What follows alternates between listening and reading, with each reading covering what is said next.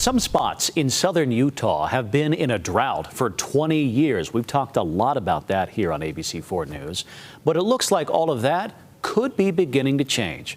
Our southern Utah correspondent and meteorologist Garrett James has more on this. Southern Utah is just about out of a devastating drought.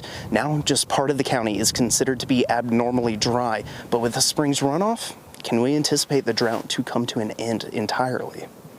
You can see in Washington County, it's mainly out of the drought, but the sliver of yellow is considered to be abnormally dry. Thanks to the 2 years of above average wet weather in southern Utah, the drought in Washington County went from exceptional in 2021, which you can see in the red shade, to severe in 2022, which you can see in the orange shade.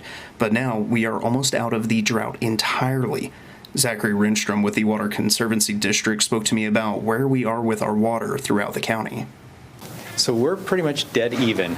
If we look at all the numbers and all the data we have, this snowpack is a very average snowpack. Now, in the last 20 years, that's been unusual because the last 20 years we've been in a drought. And so just to get an average snowpack, we feel very fortunate this year. Zachary says that we are in a really good position in Washington County and that all of our reservoirs are full. He thinks all of Washington County could be out of the drought entirely by the end of this spring's runoff. Locally, we're very fortunate, and I do see us going completely out of the drought. However, the Colorado River Basin is still in a deficit. So the Colorado River, we're, even though we had a couple of good years, we're still saying, hey, we need to be wise with our water to help recharge those large lakes. But here locally in Washington County, we're doing really well. But with the reservoirs being full, when the water flows downstream, thanks to the runoff, are there any benefits to the area? And where does the water go?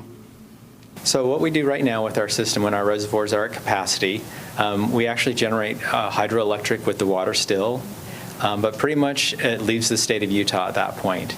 Then that water is going to continue flowing through the Virgin River until it eventually finds itself in the Colorado Basin, and that will eventually end up at Lake Mead. Reporting from southern Utah, Garrett James, ABC4 News.